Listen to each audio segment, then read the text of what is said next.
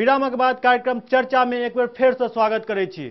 World एयर traffic control के 100 साल पूरा भेला के उपलक्ष्य में दिल्ली के एनडीएमसी सभागार में एक कार्यक्रम आयोजित कयल गेल। आओ देखल जाए रिपोर्ट। एनडीएमसी के सभागार में एयर ट्रैफिक कंट्रोल के 100 साल पूरा भेला पर एक कार्यक्रम के आयोजन कयल गेल। एहि अवसर पर एहिठाम हवाई यातायात से जुड़ल अधिकारी लोकनि एयर ट्रैफिक संबंधी विषय पर अपन अपन विचार व्यक्त कयलनि। एहि कार्यक्रम में मुख्य अतिथि के तौर पर भारत के पूर्व राष्ट्रपति डॉक्टर एपीजे अब्दुल कलाम उपस्थित छलाह। अपन हवाई यात्रा आ ओकर टेक्नोलॉजी से जुड़ल अपन संस्मरण के श्री कलाम एहिठाम लोक से शेयर कयलथि।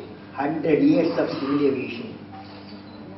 Millions and millions of people travel in our country every year by flight safely. Now, how to celebrate? The other day, I was traveling a non-stop flight from New Delhi to New York. It took me 14 hours. Very smooth flight, no turbulence. It was the Air India flight.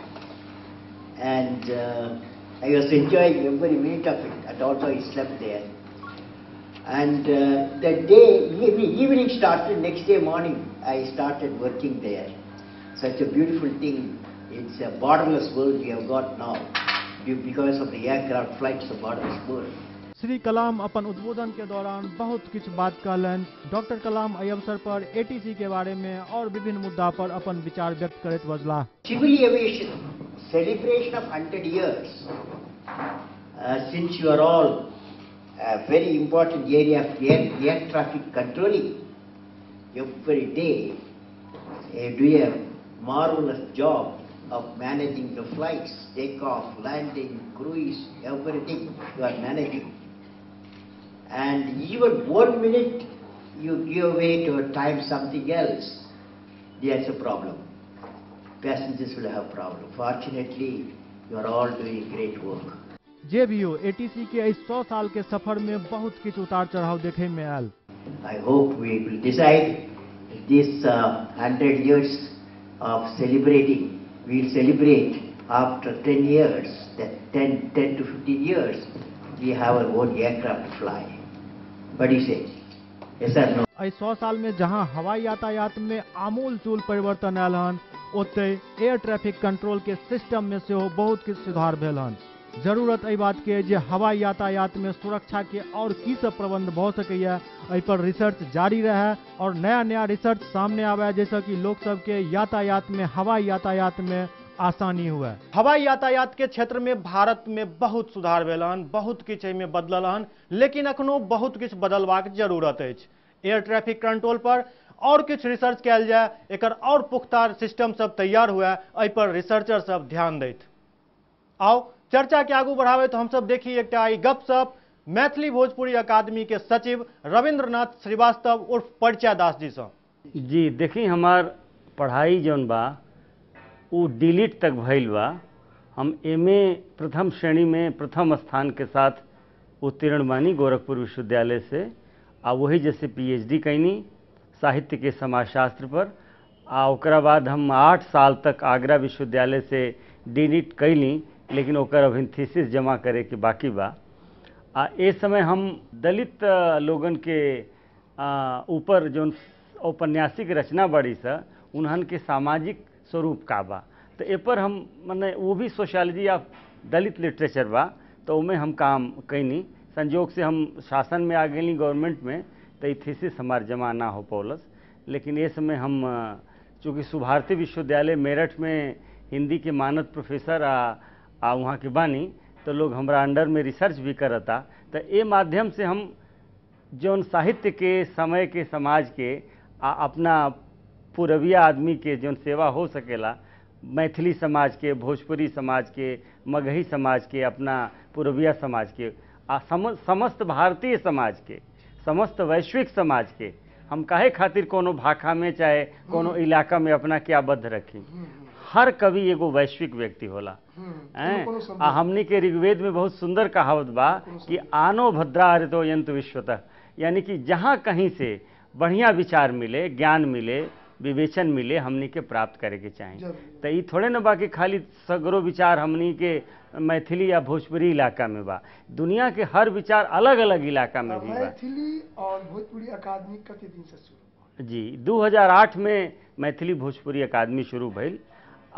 हम अकादमी के प्रारंभिक एक तरह से सचिव कहल जा सकल जाला, संस्थापक सचिव।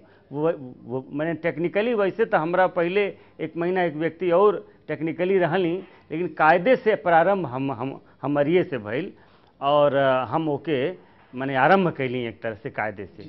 तो आज हमके बड़ा खुशी बा कि जौन भोजपुरी के आज 8वीं अनुसूची में भी दर्जा नहीं मिलल, आज जौन भोजपुरी अकादमी उत्तर प्रदेश में नहीं खे, जौन भोजपुरी अकादमी झारखंड में नहीं थे, वो भोजपुरी अकादमी के सेवा हम दिल्ली में प्रवासी जगह पे बैठ के कर रहल बानी।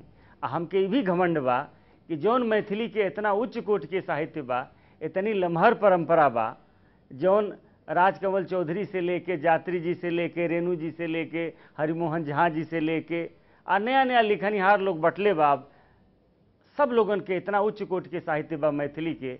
आज वो श्रेष्ठ साहित्य के हम सेवा, वो संस्कृति की सेवा कर रहल बानी। देखिए सबसे बड़ी बात ये बा कि कोनो भी अकादमी के चाहे कोनो भी एकेडमिक संस्थान के चलावे खातिर खाली प्रशासन के होखल जरूरी नहीं खे। सबसे महत्वपूर्ण बात ये बा कि आदमी के पास एगो विजन होखे के चाहिए, समझ होखे के चाहिए, कल्चरल अटैचमेंट होखे के चाहिए। जब हम सांस्कृतिक सकारात्मक अप्रोच रखब, कोनो जगह से जुड़ाव रखब, ओकरा साहित्य से, ओकरा कला से, ओकरा भाषा से, ओकरा अंदर से उपजे वाले संवेदना से हमार जुड़ाव होखी, तो ऑटोमेटिक ओकर अप्रोच बहुत क्रिएटिव, लगात्मक बहुत सकारात्मक रही। तो यही से जब हम अकादमी संभलनी तो हमार ई लक्ष्य रहे कि नहीं एकरा एडमिनिस्ट्रेटिव तरीके से नहीं चलावे के, एकरा एकेडमिक तरीके से डेवलप करे के बा। आई में सबका स्पेस होके के चाहिए। एगो जनतनी एगो रिक्शा वाला से लेके जो दिल्ली में भोजपुरी मैथिली लोगन का बेस बा, एगो रिक्शा वाला, जौन मजूर, जौन हकारी लोग, जौन अखबार बेचे वाला है ना, आज जौन छोटा मोटा क्लर्क, छोटा मोटा काम करे वाला, वो लोगन से लेके हमनी के पास मैथिली भोजपुरी में IAS, IPS, मंत्री, बड़े बड़े अखबार के संपादक, कौना लोग ना बा जौन हमनी के दिल्ली में रहता। तो सबके मिला जुला के, लेकिन सबके बीच से साहित्य के निकालल, सबके बीच से एगो गंभीर कल्चर के डेवलप कईल, सबके अपना जगह से जोड़ल। जाना तानी सबसे बड़ा संघर्ष का बा, अपना घर समाज में जे मैथिल बा उ मैथिली नहीं खे बोलत, जे भोजपुरी बा उ भोजपुरी नहीं खे बोलत, जे हिंदी बा उ हिंदी नहीं खे बोलत। अगर ओकर बेटा कोनो स्कूल में पढ़ता, मैंने अंग्रेजी स्कूल में, तो ओकर महतारी या बाप लोग चाहता कि अंग्रेजी में उसे बात करी। मैथिली या भोजपुरी के तो दूसरे दशा बा, मतलब घर में न तो अब भोजपुरी रह गई बा, न घर में मैथिली रह गई बा, मतलब न हिंदी रह गई। तो चर्चा के आजुक अंक में सिर्फ एतबा, अगला अंक में फिर भेंट हेतै। तब तक देखैत रहू सौभाग्य मिथिला। नमस्कार।